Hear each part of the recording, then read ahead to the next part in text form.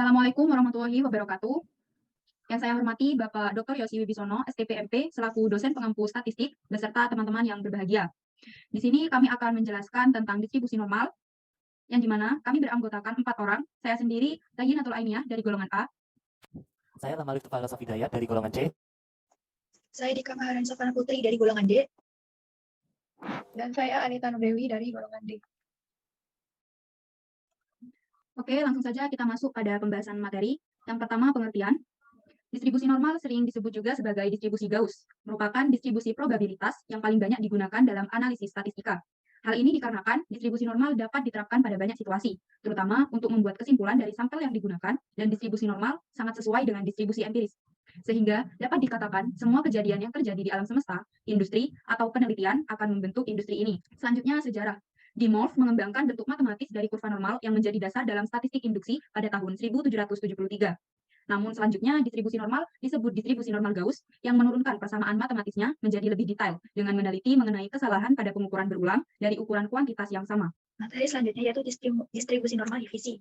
Fungsi kepadatan dari variabel random X dengan rata-rata mu dan variasi deviasi adalah sebagai berikut. Dengan min tak hingga kurang dari X kurang tak hingga dengan pi sama dengan 3,14159 dan konstanta 2,728. Selanjutnya yaitu karakteristik distribusi normal. Yang pertama, teori distribusi dan nilai min, median, dan modus yang sama karena teori ini sering disebut sebagai unimodal. Kurva distribusi bisa bersifat simetris dengan bentuk lonceng atau bell curve. Yang kedua, titik puncak kurva pada nilai rata-rata. Nilai ini berada di tengah kurva, kemudian pada data distribusi terletak pada sekitar garis lurus yang ditarik ke bawah dari titik tengah. Yang terakhir, masing-masing ekor kurva pada kedua sisi kemudian memanjang dengan tak terbatas. Beberapa kasus perhitungan distribusi ekor bahkan dapat memotong sumbu horizontal. Selanjutnya, ciri-ciri distribusi normal. Yang pertama, bentuk kurvanya menyerupai lonceng dan simetris terhadap garis tegak yang memotong sumbu X tepat menjadi dua bagian sama besar. Dua, nilai rata-rata, median, dan modus berada di titik yang hampir sama, sehingga berhimpitan. Yang ketiga, kurva tidak pernah berada di bawah sumbu X, artinya Fx lebih dari 0. Untuk selanjutnya adalah cara membaca tabel Z distribusi normal. Berikut dua tabel yang berbeda, yaitu untuk tabel yang di kiri adalah jika z-score-nya adalah negatif dan yang sebelah kanan adalah z-score positif. Cara membacanya sebenarnya cukup mudah. Misalkan z-score-nya adalah minus 1,91, maka tinggal kita pisahkan saja nilai minus 1,9 dipisah dengan angka terakhir yaitu 1, sehingga didapatkan nilai yaitu min 1,9, yang di panah bawah minus 1,9 dan panah atas yaitu 0,01. Jika diluruskan maka didapatkan hasil yaitu 0,0281. Untuk tabel distribusi yang positif, sebenarnya sama cara membacanya, pisahkan dua angka depan yaitu 2,0 dan juga yang terakhir adalah 0,04. Sehingga didapatkan 0,9793. Untuk selanjutnya adalah contoh-contoh soal. Untuk soal pertama, nilai rata-rata ujian matematika di sebuah kelas adalah 75 dengan standar deviasi sebesar 5. Jika diasumsikan distribusinya adalah normal, tentukan A. Probabilitas siswa mendapatkan nilai 80, B. Nilai batas atas dan bawah untuk siswa yang memiliki nilai dalam 90% teratas. Penyelesaian soalnya, untuk A. Probabilitas siswa yang mendapat nilai 80. Pertama, kita harus mencari z-score-nya terlebih dahulu menggunakan rumus berikut yang sudah tertera. Sehingga dapat kita masukkan X yaitu nilai yang ingin kita cari yaitu 80, dikurangi 75 yaitu nilai rata-ratanya, dibagi 5 yaitu deviasi nilai standar deviasinya yaitu 5, sehingga hasil yang didapat adalah 1 z-score-nya. Lalu setelah mendapatkan z-score maka kita dapat membacanya pada tabel distribusi normal Z, sehingga didapatkan yaitu 0,8413.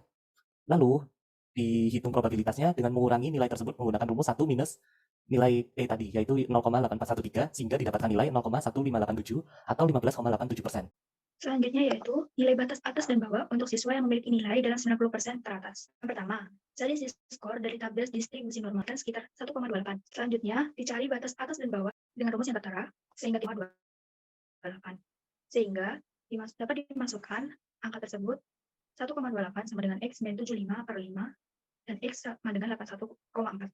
Batas bawah yaitu min 1,28 sama dengan X 975 per 5 dihasilkan X sama dengan 68,6. Maka dapat disimpulkan probabilitas siswa yang mendapat nilai lebih dari 80 serta nilai batas atas dan batas bawah untuk siswa yang memiliki nilai dalam 90% teratas dan 81,4 serta 68,6. Ya, contoh soal yang kedua.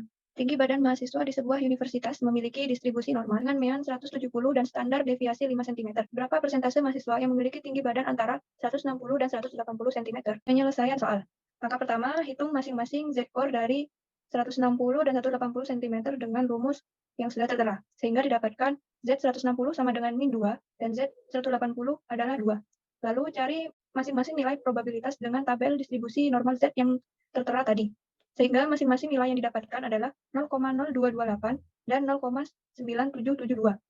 Selanjutnya, kurangi kedua nilai probabilitas yang ditemukan sehingga nilai akhir yang didapat adalah 0,9544. Sehingga persentase mahasiswa yang memiliki tinggi badan di antara 160 dan 180 cm adalah 95,44%. Demikian pemaparan materi dari kelompok kami. Semoga materi yang kami sampaikan dapat bermanfaat bagi semua. Bila ada kesalahan, mohon dimaafkan. Bila ada kejanggalan, mohon diungkapkan. Terima kasih atas perhatiannya. Wassalamualaikum warahmatullahi wabarakatuh.